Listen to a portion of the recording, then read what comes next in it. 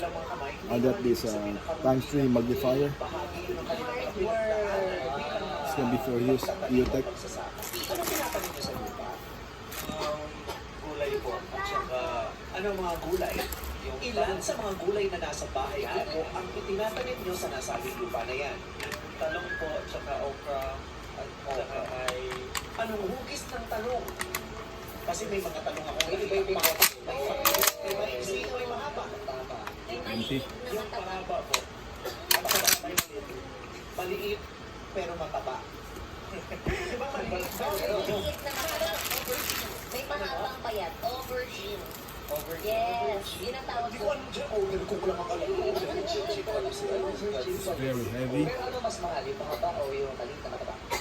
Yung mahaba, in demand.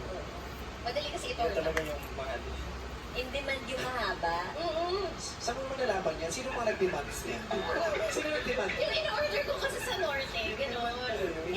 Kasi sa Pilipino, mas madali yan gawing torta. Madali mamahiwa. Okay, gagano'n lang. Kaya din siya tinawag na talong kasi mahaba. Oo. Kasi maiksi yan. Dapat na-short yun. Yes. Na-short. Diba?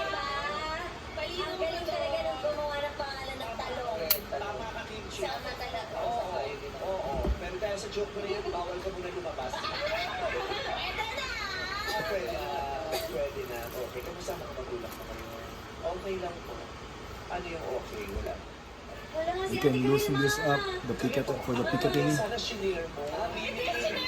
Has a spring here, it flips. Kasi shoe. Pero tama si Ate Karima. Hindi mo ka mag-inom pero daming tissue.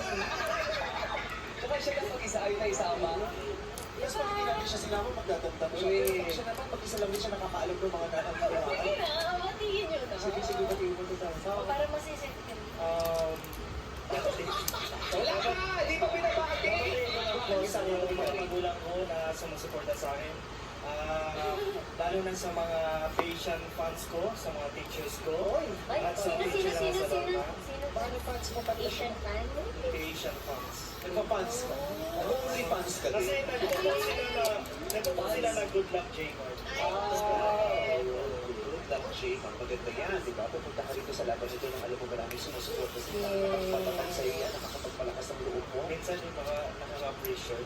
Nakaka-pressure. Pero ginalingan mo naman, ang ganda. Pero malungkot si Totoo din naman, minsan ang supporters mo nakaka-pressure. In a good way. Ha? No, in a bad way.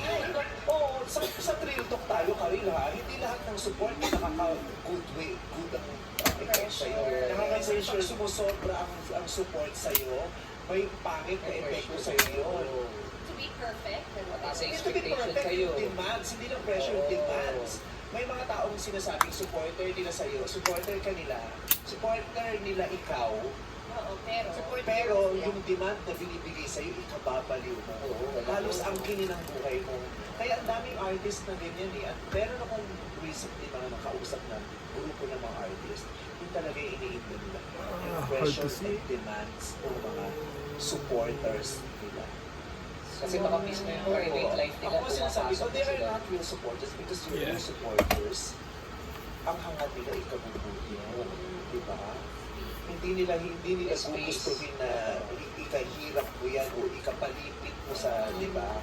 Yung ganun, ikasasayo mo. Diba? Pero minsan, grabe yung nagiging toxic ang pagiging supporter or fans. Nakakasakal ka. Ikaw na naka-encounter ng ganyan? Meron din. Oo, di ba? Yun ang sinasabi ko sa iyo. Pero yung sa kanya, for Minsan po nakaka-pressure kasi hindi ko pa po alam kasi baka in-expect nila yung mga performance ko na magaling talaga pero kasi para sa akin hindi ko pa alam kung ano Yeah, magiging that's it. performance ko. Pero ikaw sa sarili mo, alam mo bang